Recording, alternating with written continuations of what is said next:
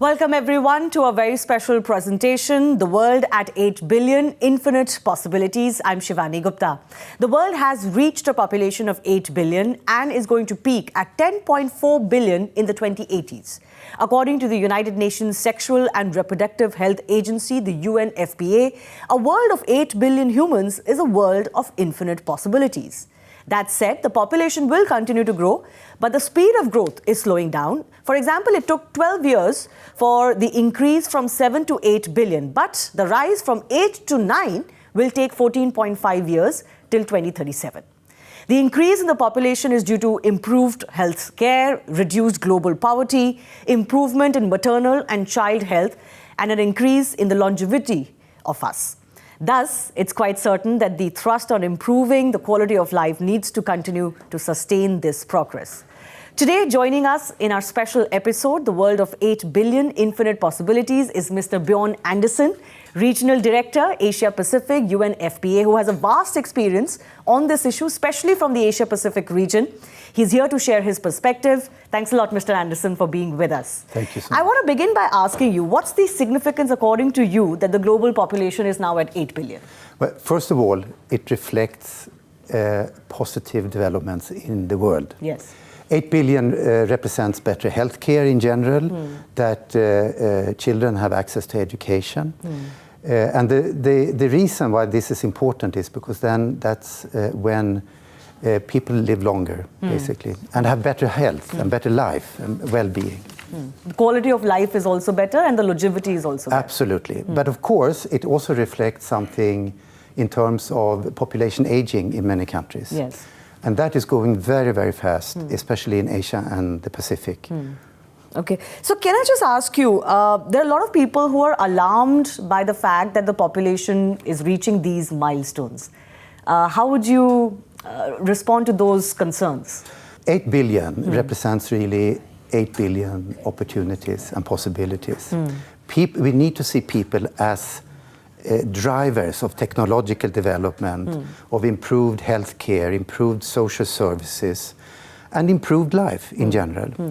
But and if you look at the number itself, it might not tell you the full story. And we can see now that also the demographic changes in societies, in regions, is becoming much more diverse. I've spent now a couple of days in India. I had very, very useful meetings with government representatives and local government representatives. But what I take with me from my experience here is the diversity of the demographic structure in India. Yes. So that means that the population is not increasing in the same rate or in the same manner for the entire country. There are differences, right? You see, this is the thing. If you look at what we call the total fertility rate, the number of children per woman, it might be around 2.1 in India. But if you then go down to look at the state level, by state, you have states with just one child per woman. And some higher than 2.3. Like Bihar, three children per woman. Yeah, so that's exactly what we will discuss in a little bit of detail. Exactly where does India lie as far as this population, these population milestones are concerned. But I first want to also begin by asking you, for the benefit of our viewers, this thing about demographic dividend. We hear a lot about it, especially in context of the conversation with India. Explain to our viewers what that is. So very briefly, because the demographic dividend includes a number of different policy measures and activities, I would say. But if you have a very youthful population, like in India, and in certain states more than others, and if the governments ensure that you invest in children's education, invest in their health care, and also invest in, when young people come up to the working age, that you invest in decent employment. All of that together gives a country the possibility to provide support to a growing elderly population. Because that's what we have with the demographic dividend. And usually the demographic dividend the window for demographic dividend closes about 10-15 years. So you really need to take the advantage of that. So it's really how governments, what kind of policies they develop, especially in social services. I'll come to the policies that, for example, for a country like India will be very crucial as we enter that phase. But I do want to get your thoughts on the fact that it is believed that virtually all advanced economies have left the phase of demographic dividend. A lot of other countries, some of the poorest economies, haven't entered it yet. But there are a few countries which are very well positioned to realize this demographic dividend. You would say India is one of those countries? Yes, absolutely. Yeah. And I think what is interesting with India is the diversity of the demographic structure. So you have states in the south where you basically need more people to come in and provide services, for example. The labor market, employment market is higher. And then you have states in the northern part of India where you have a growing younger population. So that kind of internal domestic migrations between states gives that opportunity to benefit from the demographic dividend. And the reason we talk about India, of course, is because India is one of the youngest countries in the world, not just one of the most populous, soon to overtake China as the most populous officially, but it is also one of the youngest. The median age in India is around 29. That's a very large workforce. So what are the policy measures you think India needs to take to fully reap the benefits of this very short window of demographic dividend? Put women and girls in the center. A short answer, put women and girls in the center. Their empowerment, their needs and their rights, very important aspects of achieving the demographic dividend. But of course, with that comes also the importance to work with men and make sure that we prevent toxic, what we call in the within UNFPA, toxic masculinities. And that is, it takes time. We have to admit that. It takes time to change norms and values and behavior.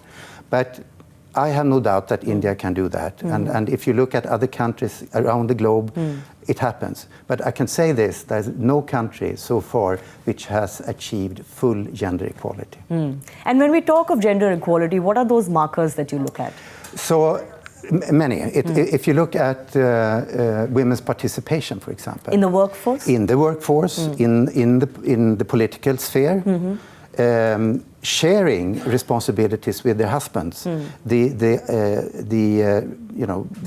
family duties, if you like, and making sure that their children have, that both the father and the mother are there for the children. Very, very important aspects. And girls' education. Yeah. Essential for many reasons. And that also what our experience tells us is that if girls can stay in education, in the school, they also delay their marriage and they delay the first time they're having a baby. The first child, yes. Which has an implication on the demographic dividend, but more importantly on women's career opportunities. Yeah, absolutely. Also in India, of course, we've come a long way when it comes to sex ratios, for example. In different states it differs. We've come a long way as far as child mortality, infant mortality, mother mortality is concerned. But from your experience, what do you feel particularly about India and what needs our attention? Okay. I think there is much to learn from India. And what is interesting is that different states have had advanced on gender equality, for example, in different ways, or education system or health systems. But what I think is important is that we all together, and India is no exception, it's what I see throughout the whole region, is that we really identify those norms and values which are a barrier for women to be able to participate fully in societies. So harmful norms and practices. And to give you a couple of examples, you have what we call gender-biased sex selection. So basically the preference for sons is increasing, so that given that many women and men or couples are aborting girl childs, and also then later on, if you have a boy and a child, that you might favor the boy for him, the daughter. Yeah, exactly, over the daughter, and that's a it's a norm that we can see in a couple of in countries in the region. Very important too, because it reflects not just. I mean, it's violating the girls' rights. Yeah, absolutely. But it also reflects something in a society on how you value boys over versus girls. girls. It is said that realizing the demographic dividend, which India is so well positioned to reap, is not automatic. You have to do things for that to really happen for you. What are those key things? Of course, ensuring gender equality is one. And other than that, what are the things you think India really needs to do from the policy framework? So investments in the social sector, education, making sure that girls and boys can, complete their education and function in a society with India which is rapidly under changes in terms of economic growth, in terms of development, but also access to healthcare, and especially young women, adolescents, girls, to have access to what we talk about, sexual health and reproductive health. You referred to it in the beginning, and with that comes access to information and services around relationships, around unions, but also around family planning services, so access to contraceptives. And the third part, which is so important, is decent employment, decent job opportunities for women in particular. So that they make better decisions in life as well. We have to slip into a very short break. Stay with us. We'll continue this conversation about demographic dividend, especially tied to the issue of gender equality. Stay with us.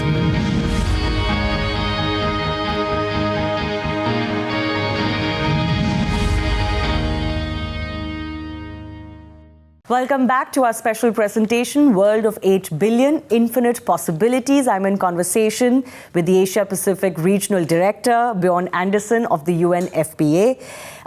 Let's talk about India's numbers now. We talked about how the world has reached the mark of 8 billion and how, some may be nervous about that. India is going to overtake China as the most populous country very soon at a figure of over 1.4 billion people. What does that mean for India, you think? It's up to India to make that interpretation. But what I do know is that, of course, working in an international organization, we are all following what India is doing in order to provide services, to provide how to use the digitalization in the country so that all people, especially women and girls, can benefit from the digitalization and access information about sexuality, about access to contraceptives, what also we talk about within the UNFPA, bodily autonomy. Because that is so important for a woman and a girl to be able to decide over her own body. Could you expand on that a little bit, bodily autonomy? Sure. Because it's a concept, of course, we've begun to talk about around the world and in India as well. How would you explain that to someone who's never heard of that before? The simplest way and the most straightforward is that a woman should decide over her own body, full stop. But we know that in many societies that you have practices, traditions, which are actually harmful to a woman or to a girl. And in parts of the world, we have what we are trying to prevent female genital mutilation, for example. But also psychosocial gender-based violence in psychosocial area or in mental health. It could also be gender-based violence in terms of sexual abuse. So all these things together, a woman should be able to, to be have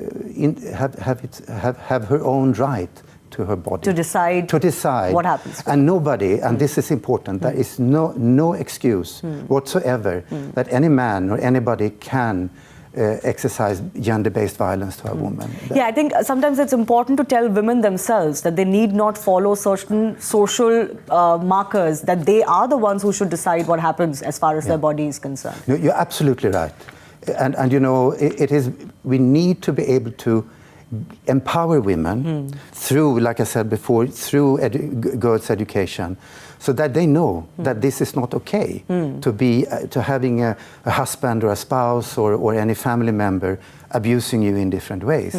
And the figures are staggering in the region. It varies between countries, But it's not just acceptable. You mean the Asia-Pacific region? Yes, the Asia-Pacific region. So could you give us a sense of... So you have countries in the region where a woman during her lifetime have been exposed to gender-based violence, up to 50% of them. In India, the figure is around 30%, a third. And this is more common than we think in all countries. And we really need to make sure, especially during times when like COVID, for example, when COVID-19, we saw that the increase of gender-based violence was there because people were at home and there was nobody to turn to. And of course, in order to prevent this and to provide psychosocial support to women who have survived gender-based violence, we also need to work with institutions, with the police, with the legal system, that we can really prosecute those who are violating. Yes, exactly. Would you say the entire concept of family planning as well, that's also a burden that falls inordinately on women in India, in societies like the Indian societies? Yeah. You know, during all my times at UNFPA, I've really been considering why is that the case? And partly, I think all the statistics and data is very focused on how many children a woman has over her lifetime. Yeah. You never talk about the number of children a man has. Right? Most family planning services, contraceptives, are focused on the women. So I think we need to break this. We need to relook at this in a different way. Right. And we need to work with, at the community level, very clearly for behavioral change. And I think if there is something, if we're looking into the future, that we need to take all our policies, that we know, our analysis at the national level, at the macro level, and bring that down to the community level, and make sure that we internalize gender equality for each and everybody. So that the responsibility is equally shared. Yes. It's not just about how many children a woman is having. Right. Obviously, those children are being had with men. So exactly. The responsibility is with men too. Precisely. And also that we explain what gender equality is for a woman and for a man who might be living in a rural areas and not have access to information on a daily basis. I just want to move once again on the larger issue as far as the growing population in India is concerned. Climate is something that all of us are very worried about. Do you believe that India's increasing population could exacerbate those climate concerns? You know, if you look at climate change and relation to population and demographic structures, I think the answer to that is very much around how we consume our resources and how the production pattern we have. And we need to be mindful of that. And that's why we have to have hope for the world, the global community, to agree on steps in order to make sure that our production and consumption patterns are in line with sustainable development. I think, if you go back in history, people, like Malthus, for example, did not